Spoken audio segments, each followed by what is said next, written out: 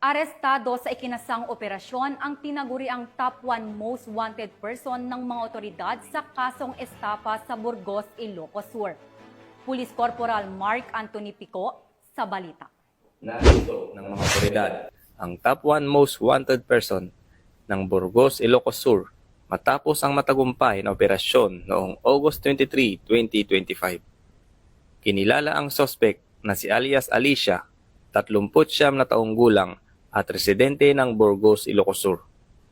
Isinagawa ng tracker team ng Burgos Municipal Police Station sa pangunguna ni Police Captain Alan O. Rioliquio, Acting Chief of Police, kasama ang mga tauhan ng San Nicolas MPS, INPPO, ISPIU at First ISPMFC ang operasyon upang ipatupad ang warrant of arrest laban sa akusado para sa kasong estafa alinsunod sa RA 10175 o Cybercrime Law.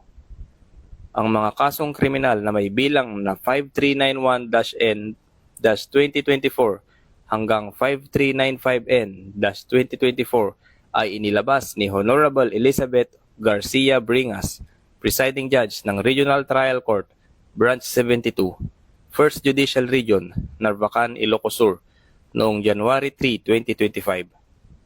Bawat kaso ay may nakatakdang piyansa na nagkakahalaga ng 80,000 piso para sa pansamantalang paglaya ng akusado. Matapos ang pagkakaresto, dinala si Alicia sa Ilocos Sur District Hospital, Narvacan para sa medikal na pagsusuri bago dalhin sa himpilan ng pulisya para sa kaukulang dokumentasyon at disposisyon. Ang matagumpay na operasyon ng kapulisan ay patunay ng kanilang patuloy na kampanya laban sa kriminalidad at pagsusumikap na may hatid ang hustisya sa mga biktima ng krimen.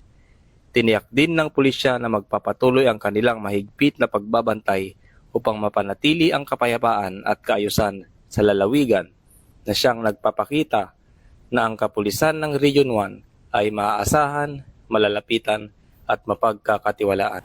Mula dito sa Ilocos Region, ako ang inyong PNN correspondent, Police Corporal Mark Anthony Pico, alagad ng batas, tagataguyod ng Balitang Pulis.